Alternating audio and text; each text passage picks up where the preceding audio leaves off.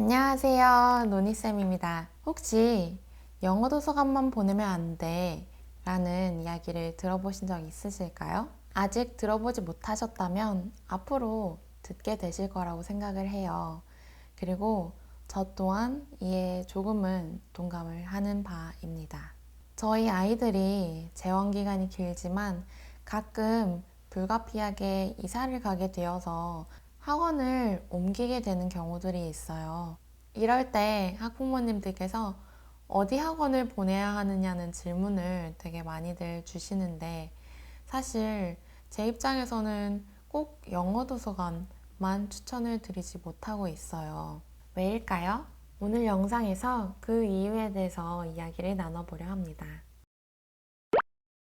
원서 읽기의 힘이 워낙에 강하기 때문에 원서가 가진 힘이 100%라고 했을 때 아이가 30% 정도만 하고 있다 하더라도 효과를 느끼고 영어가 늘었다는 느낌 혹은 잘하고 있다는 느낌을 받으시는 것 같아요. 이러한 이유에서 영어 도서관과 원서를 활용한 커리큘럼을 도입하기 시작하는 학원들이 나날이 늘어가는 것 같아요. 원서 읽기가 각광을 받고 더더욱이 성행을 할 수 있게 된 것은 아주 긍정적인 변화라고 생각을 합니다. 다만 아쉬움이 있다면 원서를 정말 제대로 활용을 해서 원서가 가진 힘 100%를 다 전달을 해주는 곳은 그리 많지 않다는 사실인 것 같아요. 그런데 현실적으로 영어 사교육의 구조상 그럴 수밖에 없는 게 당연합니다. 그 이유로는 네 가지 정도를 말씀드릴 수 있을 것 같은데요. 그러기 전에 우리는 먼저 영어 도서관이라는 것의 정의를 명확하게 할 필요가 있을 것 같아요. 많은 분들께서 생각하시는 영어 도서관 하면 아이들이 책을 읽다가 오는 곳 혹은 퀴즈풀이 정도 하고 오는 곳 정도로 알고 계시는 것 같아요. 그런데 제가 생각하는 영어 도서관이라고 하면 매일매일 아이들이 이해를 하고 있는지 이해도 확인도 면밀히 하는 것이고요. 매일 입력 가능한 범위 내에 아이가 수업을 받고 있는지, 아이가 모르는 영어 단어들은 어떠한 것들이 있는지 확인도 하고 숙지를 할 수 있게끔 도와주는 곳이고요. 전임 선생님이 아이의 라이팅부터 단어, 책 읽는 것까지 1대1로 관리를 꼼꼼하게 해줘야 하고요. 그리고 여타 다른 영어 학원들과는 달리 영어 도서관은 개개인별의 특성에 맞춰 수업을 진행해야 해요. 1대1로 진행이 되어야 하고 그렇기 때문에 더욱이 선생님들의 근속 연수나 교체 주기가 짧아서는 안 된다고 생각합니다. 여기에 입증된 영어 실력은 기본이겠죠?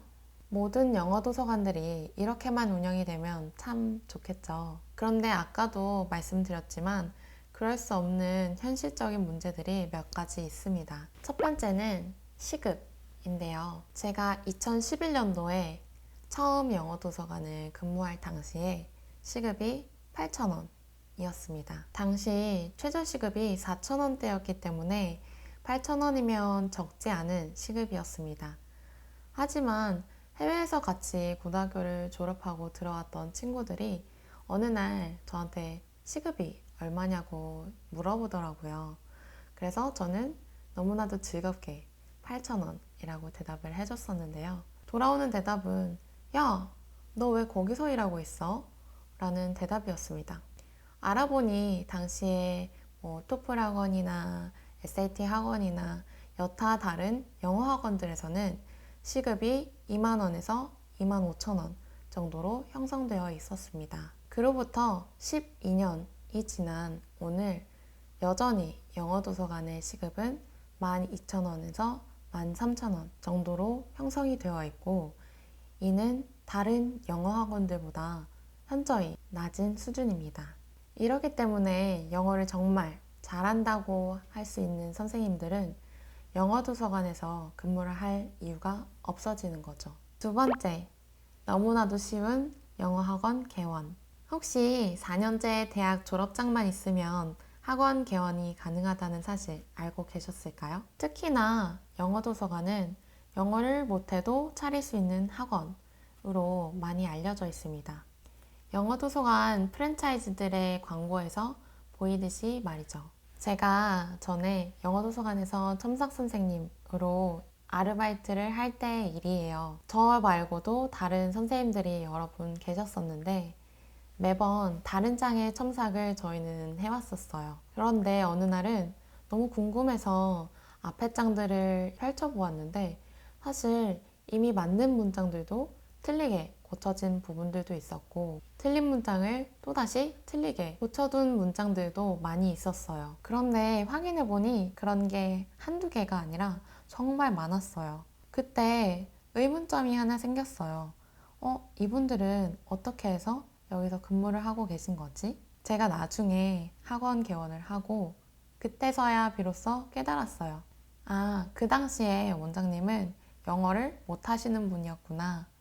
그러니 그 선생님들의 첨삭이 맞는지 혹은 틀린지를 알 수가 없었던 거죠. 세 번째, 아르바이트 고용의 애로사항들. 영어 도서관의 특성상 좀 전에 말씀드린 것처럼 시급이 저렴하다 보니 아르바이트 선생님들의 비율이 더 많습니다. 그리고 아르바이트의 특성상 근속연 수가 좀 짧죠. 그렇게 되면 책에 대한 전반적인 파악은 물론 아이에 대한 파악도 매우 부족하게 됩니다. 저 같은 경우에는 1년 중 공휴일과 주말을 제외하고는 늘상 수업에 임했었는데요. 그렇게 약 만 5년 정도 흘렀을 때 제가 비로소 책들이나 아이들에 대한 이해도가 어느 정도 쌓였다고 느껴졌었어요. 그런데 아르바이트 선생님들의 특성상 5년 이상 근속을 하는 것은 정말 드문 일이고 그렇기 때문에 아이들과 책에 대한 이해도가 낮은 것이 현실인 것 같습니다. 마지막으로 영어도서관 선생님들의 역할 세분화가 있습니다. 영어도서관에는 보통 영어 독서지도 선생님, 스피킹 선생님, 라이팅 선생님, 그리고 상담 선생님 이렇게 따로 있는 경우들이 많습니다. 선생님의 역할을 그렇게 세분화시켜 놓으면 정말 파트타임으로 학원 운영이 가능해집니다. 그럼 보다 인건비 지출을 아낄 수 있겠죠?